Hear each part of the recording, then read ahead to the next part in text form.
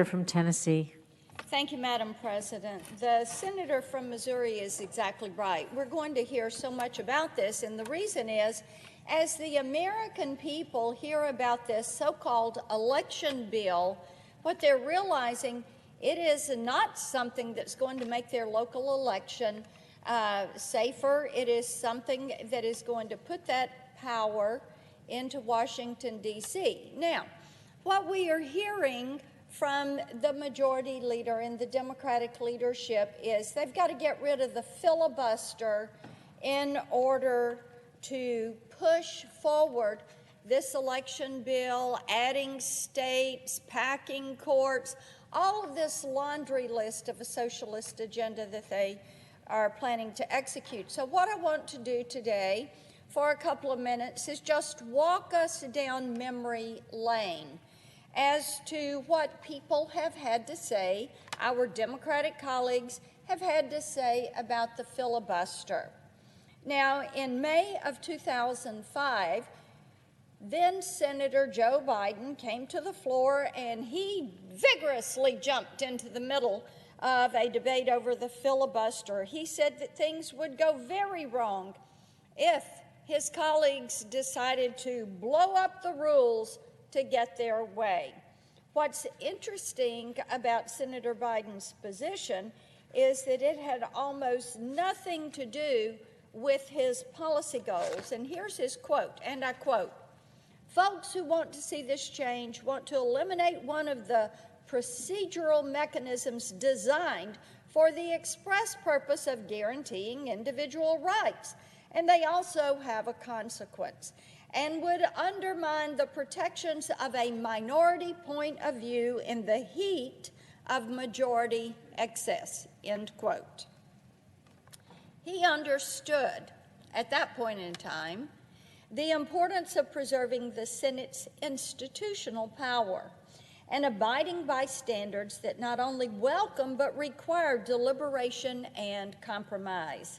Well, what a difference a few years and a Senate majority can make. Today, we're having the exact same debate, but the power my Democratic colleagues won in the last election has changed their minds about breaking the Senate to get their way. Problem is, the Senate is not broken. It does not need their changes, but the rules no longer matter to the majority leader, even though he said as recently as 2017, and I quote, "Let us go no further down this road. I hope the Republican leader and I can, in the coming months, find a way to build a firewall around the legislative filibuster, which is the most important distinction between the Senate and the House. Without the 60-vote threshold for legislation, the Senate becomes a majoritarian institution like the House, much more subject to the winds of short-term electoral change." Well, my. How about that? He understood the dangers of legislative whiplash even when he was in the minority. So did my colleague, Senator Durbin, who said in 2018 he believed that ending the filibuster would, and I'm quoting him, "be the end of the Senate as it was originally devised and created going back to our founding fathers," end quote.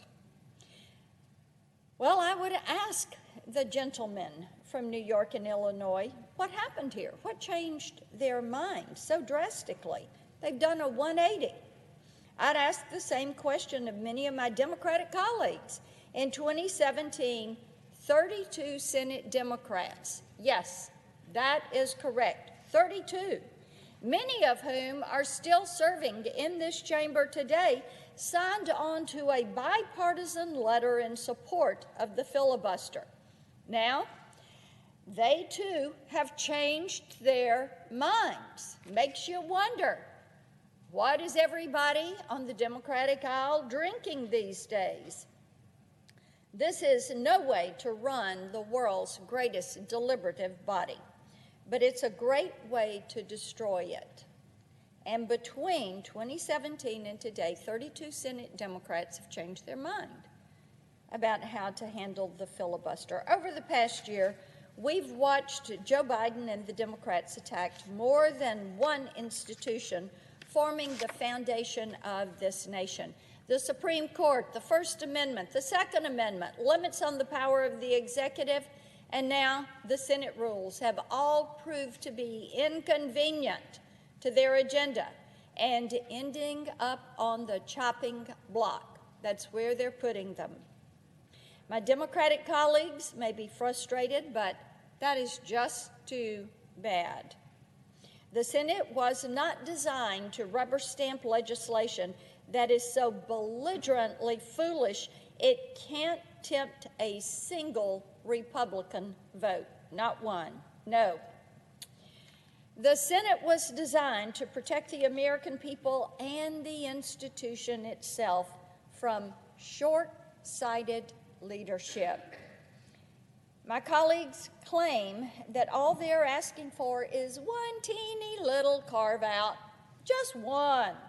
But I would remind them that there's only so much carving you can do before you reduce the entire thing to dust.